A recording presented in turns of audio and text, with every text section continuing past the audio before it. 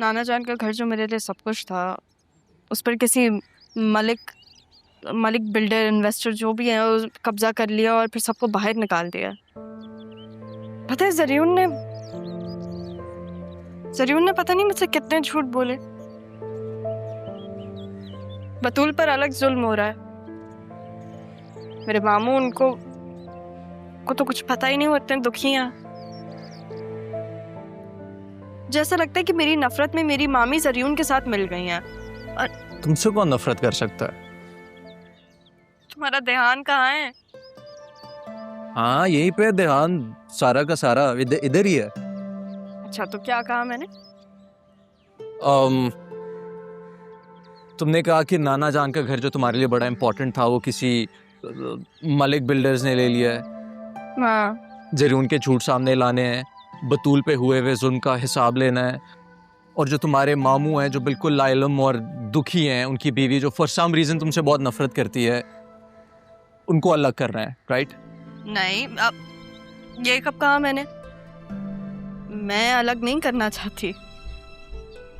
और खैर ये आप ऐसे गिन क्यों रहे हैं जैसे ये सब आपने करना है? तो करने तो तुमने ही है, लेकिन साथ तो हूंगा ना मैं। वैसे मामू को माफ नहीं कर दिया तुमने? वो कभी मेरे दुश्मन थे ही नहीं। बस उनके सामने जो चीजें हुई, बेचारे खुद ट्रैप हुए। तो फिर तुम क्यों नहीं अपने दुश्मन को ट्रैप कर लेती? जब वो तुम्हारे दुश्मन नहीं है तो फिर तुम दोनों का दुश्मन है, उसके साथ दोस्ती करके उसका सच सामने ले आओ। बस फर्क सिर्फ इतना होगा कि उसने ये सब फरेब से किया और तुम सच के लिए करोगी।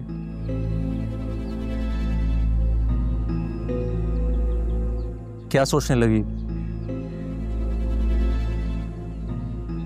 बस यही सोच रही हूँ कि मैं ऐसी जंग लड़ने वाली हूँ तो उसमें मुझे मेरे अपनों से अलग होना पड़ेगा। देखो दोस्त, कुछ जंगें जहानत से लड़ी जाती हैं और इस जंग में तुम्हारा सबसे बड़ा हथियार तुम्हारा सच है। साफ लफ्जों में अगर कहूं तो तुम्हें जरीउन को शादी के लिए मनाना पड़ेगा। What? अरे मेरा मतलब उससे शादी नहीं करनी रियल में, उसे सिर्फ शादी के लिए मनाना है। शादी तो तुम सिर्फ उससे करना जो तुम्हें पसंद करता है। ओ, जूस आ गया। Thank you. लो।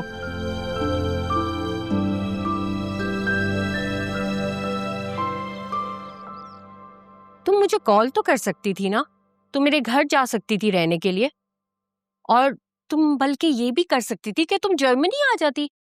तुम्हें क्या जरूरत थी अरमान के घर जाके रहने की? खाला आपके घर तो मैं कल ही आऊंगी। रही यहाँ पर आने की बात, तो यहाँ अगर मुझे अंदाजा हुआ है कि हम लोगों के अकाउंट्स तो बिल्कुल खाली हैं और ऑफिस भी बंद पड़ा है, अब यहीं पे रह के मुझे बतूल के बारे में कुछ ना कुछ सोचना होगा। अरमान ने भी बतूल की जिंदगी में जहर घोलने में कोई कसर नहीं छोड़ी। जिस तरह तुमने जरीउन के मौके पर फायदा उठाया था ना, इसी तरह से अब फायदा उठाओ। वो उसकी जिम्मेदारी है, उसे कहो बतूल की जिम्मेदारी पूरी तरह से उठाए। अगर वो नहीं सुनता तुम अदील से कहो। खाला क्या कहूँ अदील से, वो तो बात सुनने के लिए, बात करने के लिए तैयार ही नहीं है। अब जो कुछ भी करना है मुझे ही करना है। देखो जो तुम बेहतर समझती हो वो करो।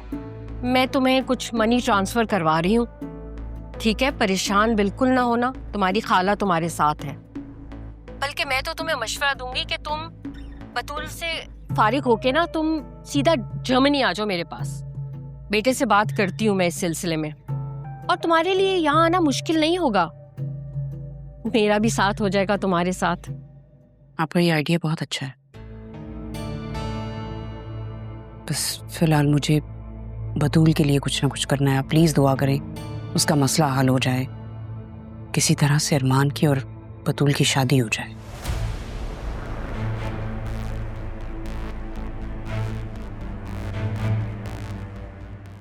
फरीद ने बहुत तारीफ की है आपकी। सीवी आपकी हमारे पास बहुत पहले ही आ गई थी। हमें यकीन था आप इनकार नहीं करेंगे।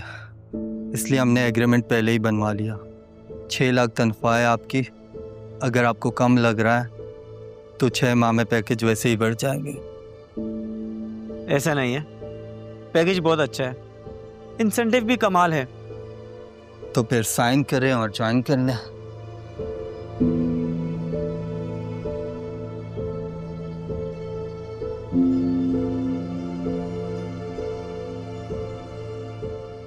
मुझे यकीन था कि हमारी डील ही इतनी अच्छी है, आप बिना देखे ही साइन कर लेंगे। मैं समझा नहीं, आप कहना क्या चाह रहे हैं? मेरा कहने का मतलब था, ज़िंदगी ऐसे मौके बार बार नहीं देती।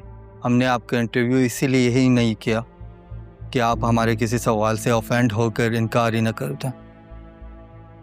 अरे सर, ऐसा कुछ भी नहीं है, आप पूछें जो पूछना चाह रहे हैं। R&B के फंड्स कहाँ हैं? क्या? ये कैसा सवाल है? तुम इतने शातिर हो नहीं, वरना पहले पेज के अलावा ही तुमने पढ़ लिया होता कि मेरा सवाल क्या है। क्या है ये? ये तुम्हारा बयान है जो बिना किसी फोर्स के तुमने साइन किया। मुझे फंसाने की कोशिश कर रहे हो? फंसने तो तुम खुद चल कर आ गए हो। डरो नहीं, ना भागने की कोशिश करना। बार गार्ड्स हैं।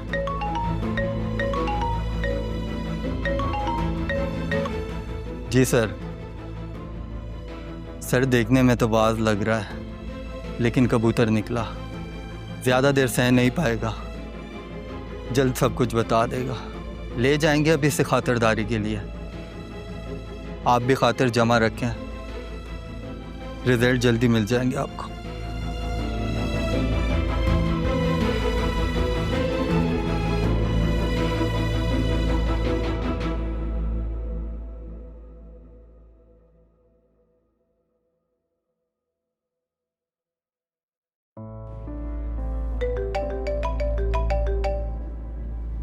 राहा क्यों कॉल कर रही है मुझे? हेलो राहा, कैसी हो? क्यों फोन किया? क्यों? मैं तुम्हें फ़ोन नहीं कर सकती? मुझे बात करनी थी तुमसे। बात तुम्हें मेरी याद आ रही है? मिलना है मुझसे? बोलो क्या बात है? वो ज़रूरी बात है, तुम मिल सकते हो मुझसे? अभी कुछ दिन तक तो मुश्किल होगा। अगर बहुत ही ज़रूरी बात है तो फ़ोन पे ही बता दो। सरियुन, मैंने कहा ना ज़रूरी बात है, फ़ोन पे नहीं कर सकती।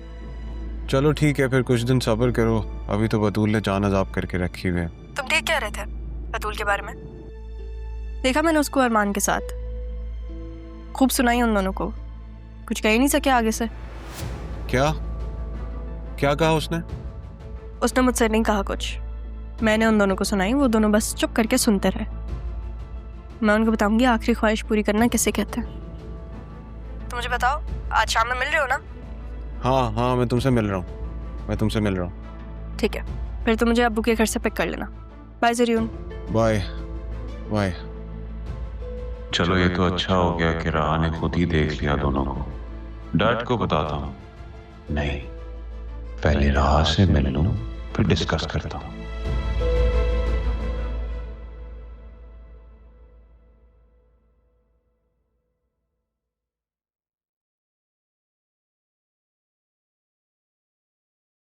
हाँ भाई, क्या चाहिए?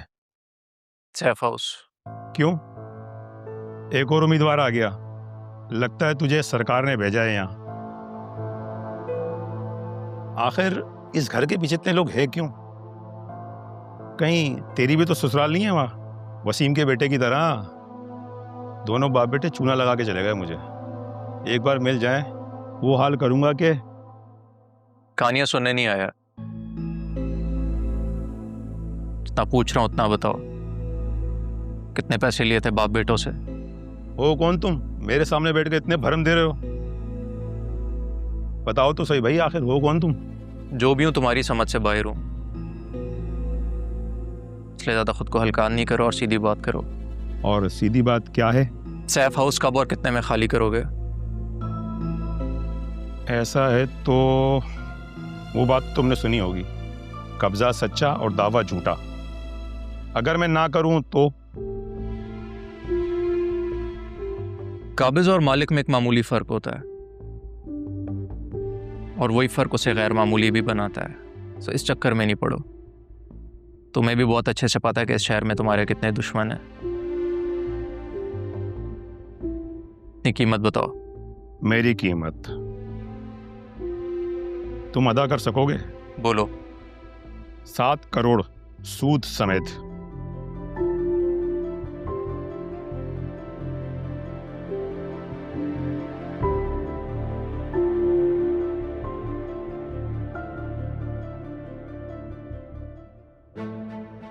सात करोड़ के पूरे 7 जीरो हैं, गिन लो।